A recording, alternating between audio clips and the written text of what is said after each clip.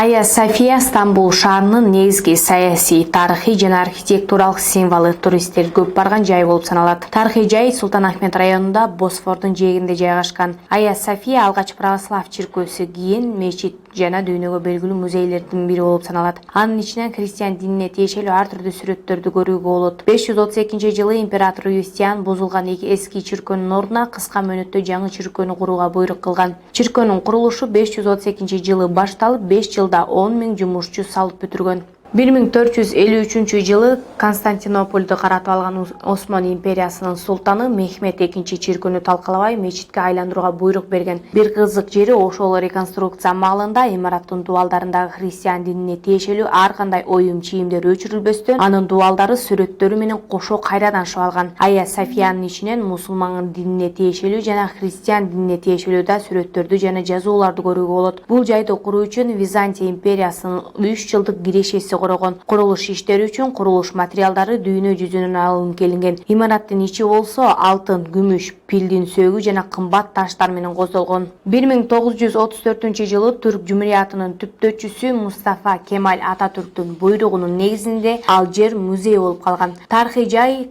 христиан жана мусулман дининин элементтерин жоготпой сактап калган. 500 жыл аралыгында бул жай мусулмандар үчүн Каба жана Меккеден кийинки эле ыйык жай болуп эсептелип келген. Айя Софиянын узундугу 77 метр, бийиктиги 55,6 метр, мунарасынын диаметри 31,5 метр келип, анын негизин айланта 40 терезе жасалган. Айя София 15 кылымдан бери билим, илим жана сыйынуу жай катары кызмат кылып келген.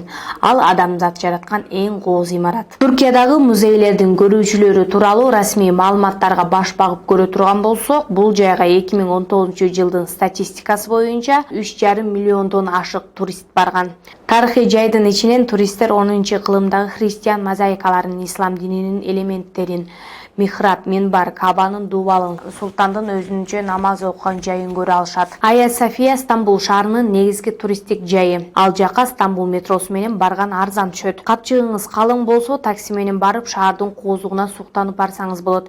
Эгерде түрк тилин билбесеңиз, айдоочуга Султан Ахмет Айя София деп айтканын сөзүңүз эле түшүнүктүү болот. Ал баруучу жериңизге түз эле жеткизип коет. Тарыхый жайга кирүү үчүн билет баасы 72 же 100 түрк лирин түзөт.